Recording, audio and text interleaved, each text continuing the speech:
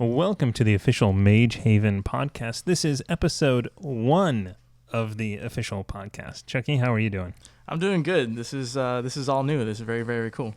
So I'm Thomas Cook, and alongside me is Chuck Marshall, director of Magehaven. All right, guys, just want to give you a quick heads up. You guys have already seen the casting call, so it is now time that we post our audition location. We are going to be hanging out with Sinoe Hinojosa, another producer and director, and he has been kind enough to offer his studio for us to come in and bring everybody in and do some auditions.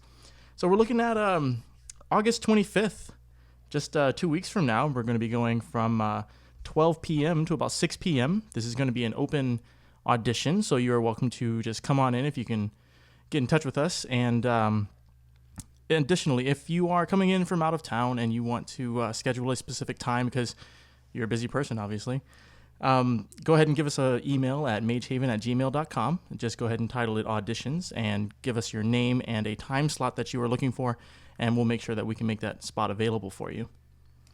So the audition's coming up. That sounds pretty impressive, but I think something more important happened recently, and that was the launch of the pilot. Yes, very exciting on that. 100 views a day in the first week, not viral on any standard, but, pretty good for not having a film festival launch or any kind of big release, and it's all just word of mouth. People were waiting for it to come on, and it was pretty good. It's been a very long process, for sure, and we'll get into a little bit more details in just a little bit.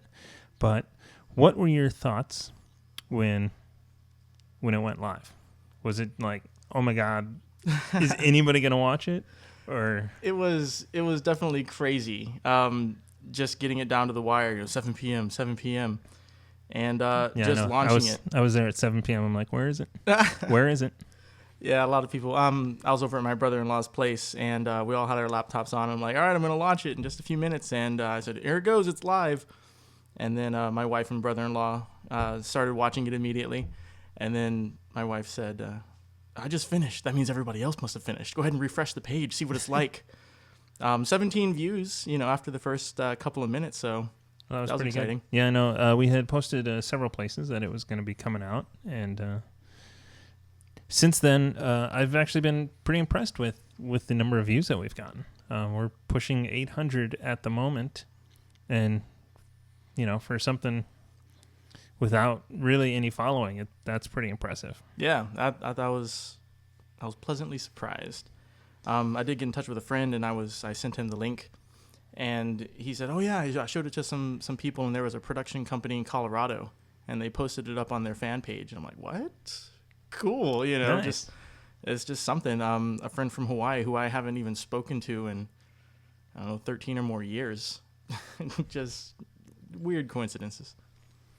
Excellent. So if you haven't, go and check it out now before we give you spoilers for the pilot. I'm sure everybody listening to this has seen it at least once. Yeah. Maybe even through different iterations of its progress. Yeah, it's come a long way. So let's talk a little bit about the story of the pilot before we get on to the larger world. So it's about this wizard and his apprentice. That's what it starts off with, this wizard and his apprentice. Yeah, so they're just out on a journey. Aaron, the apprentice, has been like kind of a sheltered guy, and all he knows is that he needs to get to Magehaven to join a wizard's guild in order to advance any kind of magical skills and abilities that he has. And he has Lumen taking him out there, showing him the ropes, and they're on their journey to Magehaven so he can just get in there and start learning. But then some things happen. We get tied up. He gets tied up. I don't remember. I don't remember that scene. Were they role playing or? No. He gets. They've seen it, so we can spoil it. It's elves. It's elves after them. They get jumped. And it's all over this spell book, and these secrets in these books, and the elves just want to keep it away from humans. Just keep our ways secret and don't let it get out. And it just gets nuts. Right on. So one of the things that during sort of pre-production that I was thinking about, and we were debating, how long has Aaron been traveling with Lumen? Oh man. Well, if you count it from the day that we started, a year. He's been with them for a relatively short period of time. My guess is that Aaron has been traveling maybe a month. Yeah, I mean, like I said, relatively soon. I mean, it's not been a real long time. He hasn't known him for years and years and years. But yet, he's his only chance. Yes. Right? So up till then, he's been stuck and can't go anywhere. Yep. And this old man comes and the world opens up to him. It does. Before Lumen came along, you never thought he'd learn anything new. And then Lumen dies. Oh, man. Can you imagine? Your only hope. And it's like Luke Skywalker dying at his farm. He doesn't even get to Magehaven. He doesn't even get to see all this stuff. He doesn't spend a whole lot of time with him, and then he loses his only mentor, his only opportunity to learn, and he's already left everything behind. And he's just outside of the city, and everything goes wrong, and there's nowhere he can go except forward.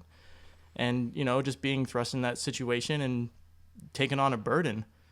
I mean, it's just wrong place, right time, and he just gets tossed in there. And obviously we see the start of something, perhaps. With maybe. Lilia? Well, at least a little compassion on her part, not to just put an arrow through him. Yeah. A lot of people were really interested by that character. It's like she was there, ready to, do her job, kill this guy, just doing the elvish thing. And then when she sees that Aaron has buried, the other elves, despite their animosity towards them, he still paid his respects and buried the other elves. And when she saw that, it's just something a little different. That's not how a wizard, would normally act in this world. How long would it typically take a young apprentice to dig 3 graves? What's funny about that is everybody's like, so the torch, he throws the torch in the ground. Wouldn't that burn down the forest? I'm like, so the elves and wizards don't bother you? It's the torch on the ground. And then on top of that, no one ever mentions like, hey, he doesn't have a shovel. How do you dig 3 graves? I mean, it's just you see it and you don't. And I don't know. Some people nitpick other things, and that's okay. I'll accept it. If you're worried about the torch, I'm okay with the rest of the things. Yeah. Speaking of the torch, that was for me one of my biggest challenges, and I think my biggest successes. Yeah, you came a long way on that, man. I mean, just thinking about tracking the torch, just the flashlight that he was holding. It took me at least a month of trying 3 or 4 different methods of trying to track it, just to be able to keep it still, so that the torch looked at least somewhat real. For those of you listening in and who have seen the pilot, that torch that the apprentice is wearing is completely fake. It is completely CGI'd. We didn't want to go run around the woods with a live torch and, torch this whole place down. And it was decided in pre-production that we would get a large flashlight and deck it out and make it into a makeshift torch, and then add the flames and visual effects in post. It sounded great in theory. Yeah. In practice, I think we're just going to get a torch. Yeah. Well, from now on, yes, we're just going to get a torch.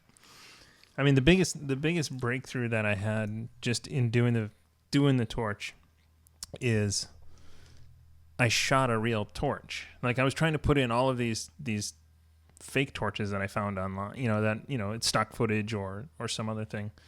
And they looked absolutely horrendous. Like, you look at it and you say, oh God. Yeah, we just got to get a real torch. Mm-hmm.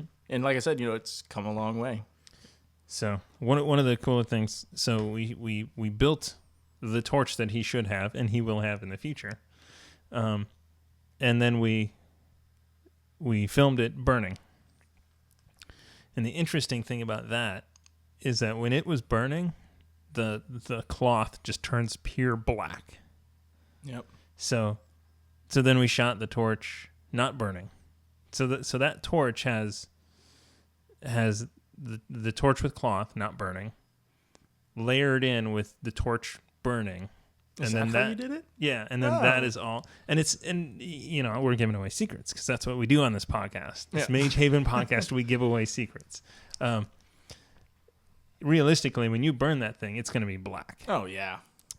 I didn't think it looked real, even though that's really what would happen. Mm-hmm. So I thought, yeah. I mean, I wanted to see all of the, all the little the wrappings, the wrappings, the linen and stuff. Yeah, and it didn't get consumed too fast. I mean, it burned really nice. Mm-hmm. I mean, more than just shooting it and doing that stuff. I just enjoyed picking up the torch and waving it around in the yard. Doing the whole ring wraith Aragorn thing. That was. You know what I hear? I hear when you get to Magehaven, they just hand out lanterns to everybody. Oh, yeah. They're like, here, have a lantern. Have a lantern. Oh, speaking of props, I do have a couple of lanterns. Found some old-fashioned. Oh, excellent. Lanterns. So, yeah, well, we get to see them in the next part, so we'll see how they work out. I mean, just having torches everywhere, but it just doesn't work out. So there's a little teaser at the end of this thing, right? It says that the story continues. Oh, yeah. In episode 2, The Revolting Peasant. Mm-hmm. Now, why are the peasants revolting?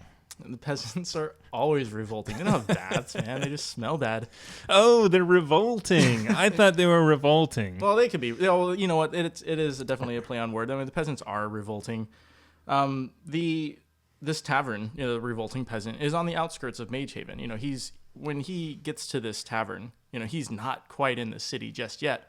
But it's it's the furthest establishment away from the castle. Try to keep away from the wizards. They're revolting best they can, and they keep their establishment, keep their business going. I mean, if I were Aaron and it was getting dark, and I was from some small village, I would not go into Magehaven after dark. It's like going. To me, it would be like going to, like Oakland after dark.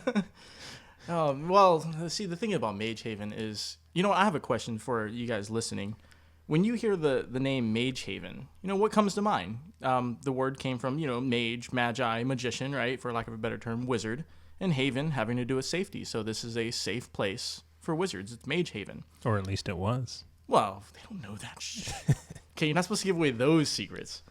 Anyway, what do you think Magehaven is like? Just let us know. Put a post or a comment or something like that, and just let us know. What does Magehaven sound like to you?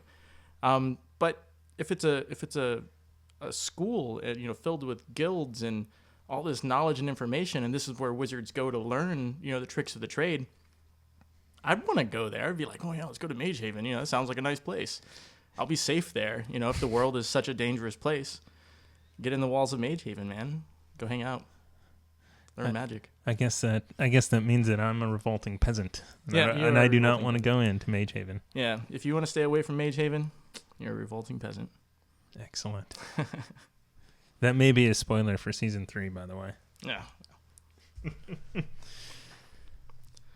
So, locations. Well, let's talk about the pilot just real quick with the locations and stuff like that. So we went up to Dorrington, California.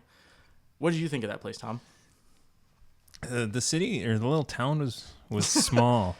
But the surrounding wilderness and the Lake Utica was just absolutely stunning. Yeah, Dorrington is we were in the borderline of Arnold and Dorrington, and the town of Arnold. It is a little itty bitty sleepy kind of vacation ski town spot. Really nice though. I mean, no reception whatsoever, but it's a great location. The no reception was a problem at times because, when we're out on the shoots on all these, random places, we're close to the roads, but there's no signal. Right. And we couldn't call anybody, say, hey, we're moving from, location A to location B. We couldn't do any of that and coordinate. So that was a little difficult. That all had to be pre-planned out. Like, okay, by this time we're moving. Right. We're going to get to the next location so that lunch can be there. Yes. It was just... Exactly. What I like most of all, though, is that as you're driving, and you have hills and turns and everything, you'll suddenly get reception for just a little bit. Yep, just and your text will go bing, bing, bing, oh, bing. Yeah. And you're like, oh. Phone blows up. But we just knew that in the meadow, we could get reception. Right. And that was great. It was like, oh, we're in the meadow. We can call home and say, hey, this is going on. We're finished here. And that was nice. But, first half of the morning was kind of crazy. Oh. Speaking of phones and the first half of the morning, Mm-hmm. I heard a splash at one point. Oh my gosh. Those things that you don't hear or see in these things, behind the scenes. I don't even think we have it in behind the scenes. Anyway, our executive producer, Jeff McNulty, decided it would be a good idea to get into a canoe and paddle out to the lake so that he could flag down other would-be paddlers and say, hey, we're shooting something if you don't mind staying out of the frame just for a second, because it was a public place. I mean, there was ATVs, dogs, people laughing, Tents, yeah. Yeah, there was all this stuff going on. And so we gave him a walkie-talkie, and he had his cell phone. He's like, I'll go out on the lake and I'll go flag some people down. And he didn't even get out of, the kiddie pool starting area, and the thing just kept tipping over, and it was hysterical. We have photos of it, but, yeah, we don't have any video of it. That will have to get on the Facebook page. Yeah. There might be a soundbite of it. We're just sitting there, and we hear a splash. I'm like, what the hell was that? Yeah, what I love about the shot of the over the shoulder, we're behind Aaron, and Dick is in front of us, and just outside of frame, there's 4 people and their dog and their little campfire, and yeah, there's just that we're shooting and it looks totally remote and empty, but it's full of people. Yeah, when we got there first thing in the morning, there were 4 fishermen.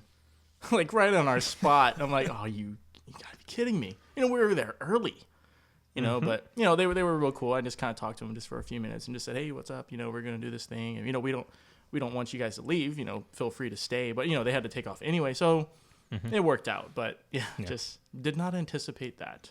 But I love in that location, I'm trying to think. So there's that big, the opening crane shot. Mm-hmm. In the background, there's mist or smoke or something. Yeah. And I'm trying to figure out if that was a fire that somebody had, their morning fire, or if that was just mist. It stayed there for a while. It stayed there. I've had several people ask me if that was CG. Yeah. No. People did you put in that fog? No. Right. Yeah. And it's just like yes, we did. We were we really wanted it to look authentic. It looks real.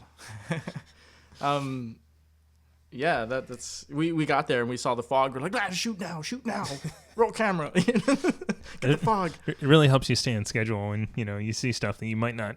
Yeah, you might not be able to shoot all day long. Yeah, when the sun is moving and it's in the right spot, you just get a nice look, and it just happened with the morning mist, and it just looks cool, just totally accidental.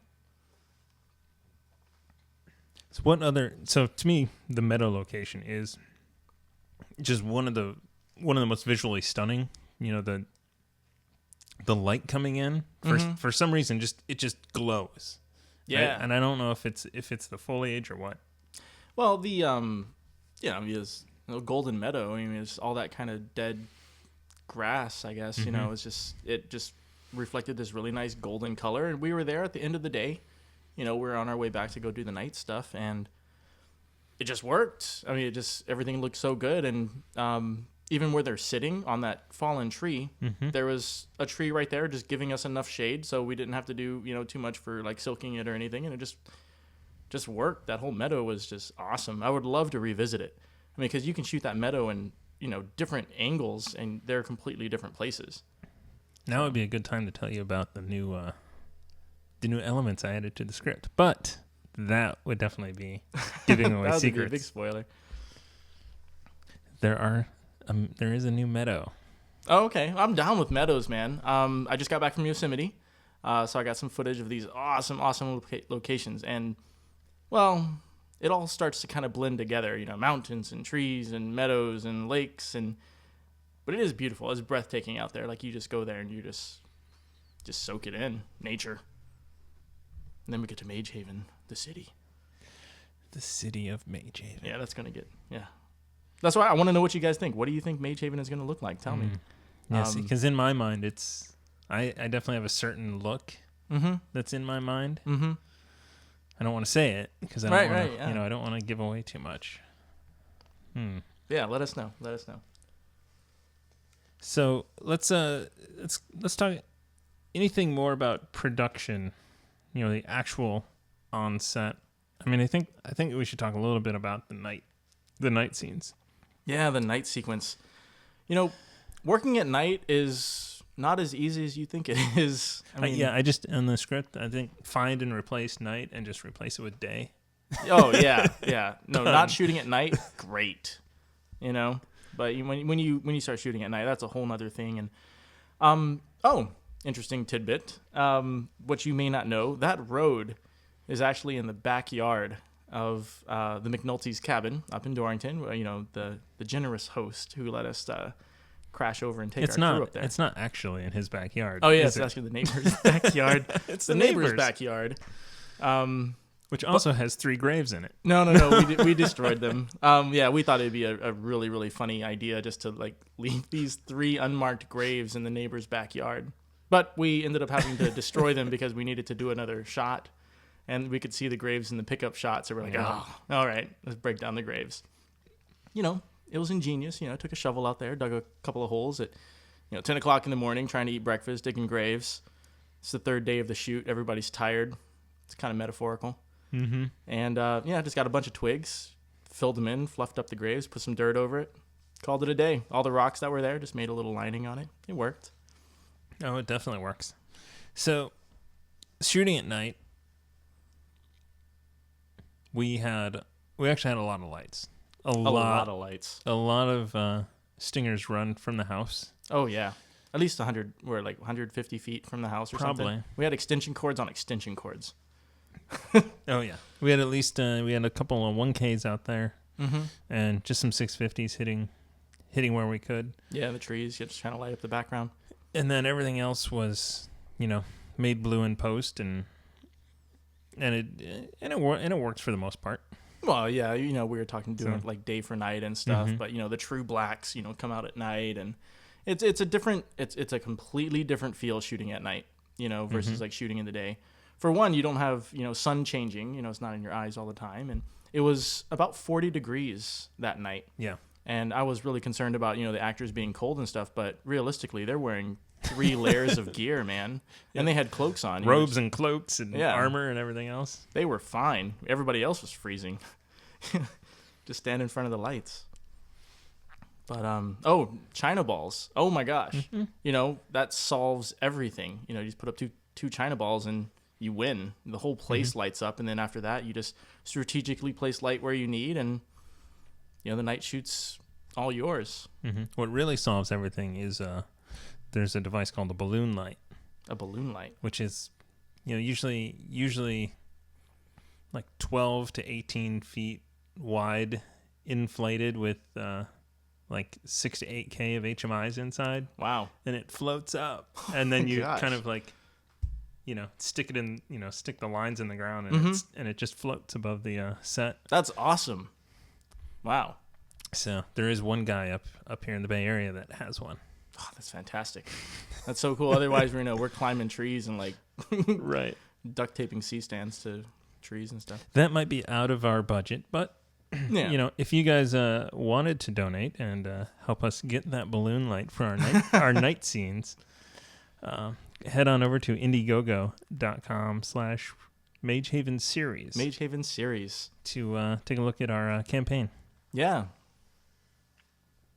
The more the merrier, we do have I guess it's a small budget, if you compare it to Hollywood films and stuff. I think it's the bare minimum for getting anything done. Off the ground. My gosh. I mean, just thinking about, costumes and extras and people and food. Oh, yeah, they don't tell you about the food, man. You got to feed, 18, 20 people. That's small, but for 3 meals a day for 2.5 days, that adds up. It really makes you start to rethink the, somebody saying, hey, can I come on your set and help out? Oh, yeah, no. We can't afford another, $60. We're, skint broke trying to get by, man. Yeah. Exactly. We need people at the top of their game coming in. Yeah, unless you're on a diet or fasting. But if people didn't have to sleep, then, or live in a house, we shoot anywhere we want. You didn't have to eat. Robots. We just hire robots from now on. Yep. So speaking of the crew, Yep. we had, I think, a pretty good crew on this thing. Oh, I loved the crew. Everybody was fantastic. And everybody was in that niche. Everybody involved in that project had something to do with the fantasy genre in one way or another. Sword fighting or archery or just Renaissance fairs and costuming. And everybody just fit perfectly. It was a great team. And there were quite a few of us living in the two places. You're talking about the cabins? How many people total were on the crew up there, or the casting crew? 18 about? I think approximately 18 people. We did have 2 or 3 people kind of come in and out on different days because they could help on certain days and stuff. So, about 18, less than 20. I know I tried to keep it under 20, so it's 18 give or take. So just know that if you were there, we didn't let anybody just come out. Oh yeah, that was a hard process picking people up. I'm saying, we could use you, or we don't have room. That's just it was, though. I mean, if we could take everybody, we would.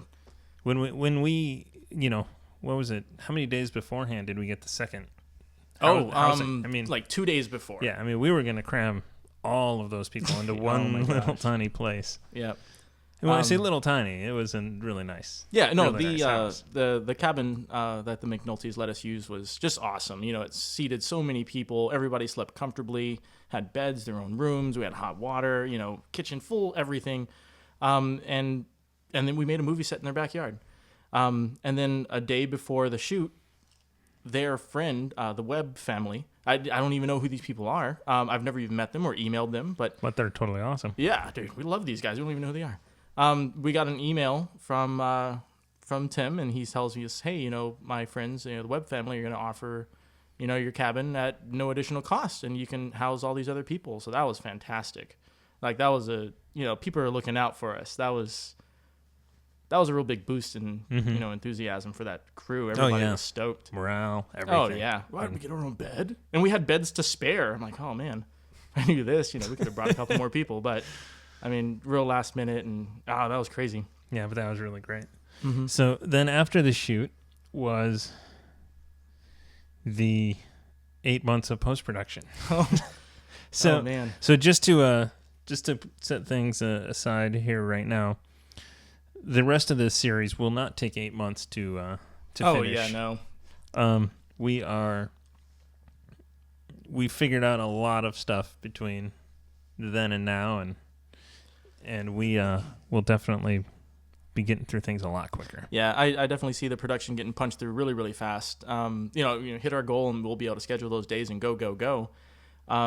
What took a lot of that time was we had to write a script. It all kind of started out as just like 6 pages, and then we're like, what happens next? Yeah. Well, let's work on it. So months and months and months of writing and rewriting and figuring out these characters and telling the story. There were more characters involved, but then they got written out, and it's become a really fine-tuned journey for these characters, and I'm really looking forward to it. I get excited when I'm reading it, and I wrote most of it. I'm like, oh, this is such a great scene. I love this scene, and I get all pumped up. Mm-hmm. The direction that the script is going, it's really high energy. Mm-hmm. So there's a lot of stuff happening to these characters. So I'm really looking forward to shooting it and getting it out there. Yeah. Oh, yeah. And the auditions. I'm looking forward to meeting our potential characters that we've written these lives for. We get to meet those people soon. So I think with that, we are going to wrap up this episode. Magehaven Podcast 1, man. Let us know what you think. Let us know if there's any topics, that, we can help, bring to the show. And if you guys have any questions about Magehaven, drop us a line. Hit us up on Facebook, facebook.com/Magehaven. Or on YouTube, youtube.com/Magehaven. Yeah. All right. Thanks a lot, everybody, and we'll talk to you later. You guys have a good night.